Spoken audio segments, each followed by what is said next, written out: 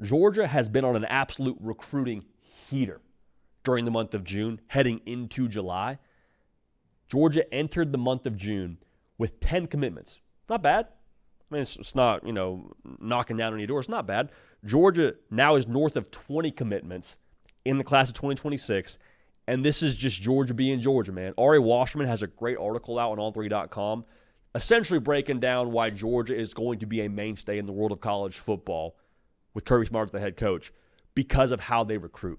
And I think, to me, this just reemphasizes that Georgia's not falling off, to piggyback on Ari's point here.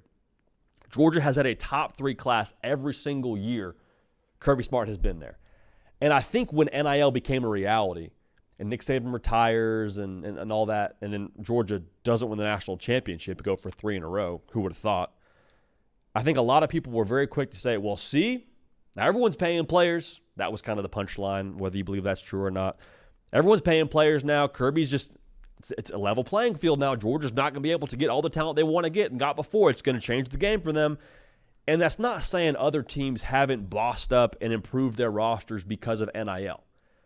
But to say that Georgia is going to fall off the face of the earth, or to have said that previously, we were always kidding ourselves, right? Always kidding ourselves. Georgia is going to be a top-tier team in college football as long as Kirby Smart is there. Couple of reasons why. One, when it comes to recruiting, Kirby Smart is aggressive. And it sounds a little bit overly simple to say it that way, but like Kirby Smart understands if we have the best players, we're going to win more games. And he majors in that, he prioritizes that, he speaks to that. Like, that is the lifeblood of Georgia football, is recruiting, evaluating, and then developing. And they do it at the highest level of anyone in college football over the course of the last decade, more or less. If you want to talk about just coaches that are still coaching. Kirby Smart, outside of Nick Saban, doing it as well as anybody. Development still matters too, I think, at the high school level. And we talk about NIL a lot, and we should, but these kids still have televisions. They still have social media.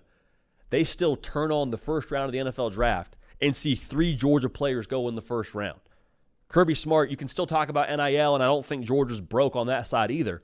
But when you sit down with a kid and walk them through at their position how they're going to get to the NFL and be drafted in the first round and make more than just NIL, make NFL money, that moves the needle with kids. That still, I think, has a lot of weight to throw around when you talk about the world of recruiting. And so with the proof in the pudding that Georgia has, that they have to pitch to kids on the recruiting trail, I think that also factors in pretty heavily for Georgia. And I think it also is a thing you could point to as to why they're always in this situation, always in the top 3 of these recruiting rankings. Now, if you're a Georgia fan, I think most fans in some sense are a little bit jaded, not just Georgia fans that I'm speaking to necessarily here. I think just college football fans in general have with the portal and the way that NIL works, found themselves to be a little bit more open-handed when it comes to recruiting, saying, oh, well, JD, it's not over till pen meets paper. True. Well, JD, what if someone comes in at the 11th hour and drops a bag on signing day and we lose our guys? True. Could happen. JD, what if when these kids get to campus, they don't even play a snap for us, they'll end up hitting the transfer portal by their second year? Also could happen. Hear me clearly. But for Georgia, as much as you want to talk about how much recruiting does or doesn't matter in the world of college football, I think it matters more than ever. Because if you're saying that a certain percentage of these kids across college football, whoever they're committed to, whoever they sign with and go play for, are going to hit the transfer portal, who's in better shape? The school with a mediocre roster or the school with the roster full of 5 stars that can backfill whatever they lose via the portal? Like Kirby Smart said this famously, I want to say right around a year ago, talking about what he called the deterioration of college football, the deterioration of football as we know it in rosters. He said, we have less depth. Like, that's just the world we're living in. But he followed up with saying, but we still have more than everyone else, though. Make no mistake about it. Like, yeah, we don't have the same depth as we had previously, but Georgia still has more depth than insert whatever school you want to there at a lower level. So Georgia's going to be in good shape at that point in time. I'm very, very excited to see how Georgia finishes in this cycle, because right now, at the time of us recording this, they're sitting in the top 3 of the rankings. We're still going to play a season. Like, Georgia in a down year, everyone talking about how down Georgia was last year, and they had a quarterback that threw double-digit picks, and the run game wasn't very Georgia-ish, and the defense was inconsistent and all that. Georgia still won the SEC in a down year. And so when Georgia gets on the field next year, and I don't anticipate them having a, quote, down year, that's only going to bolster what they do on the recruiting trail as well. So as if Georgia needed any extra juice to recruit with, Kirby Smart, I think, will have that here in 2025 to finish out this class. Georgia will always be in the top tier.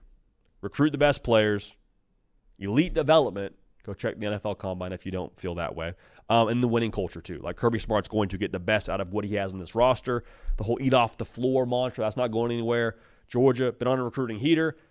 And I'd be shocked if they didn't finish yet again in the top 3 of the recruiting rankings. But that's why they play the games. That's why they have signing day. That's why they sign the paper. But I think Georgia is not going anywhere. And these recruiting rankings are indicating just as much.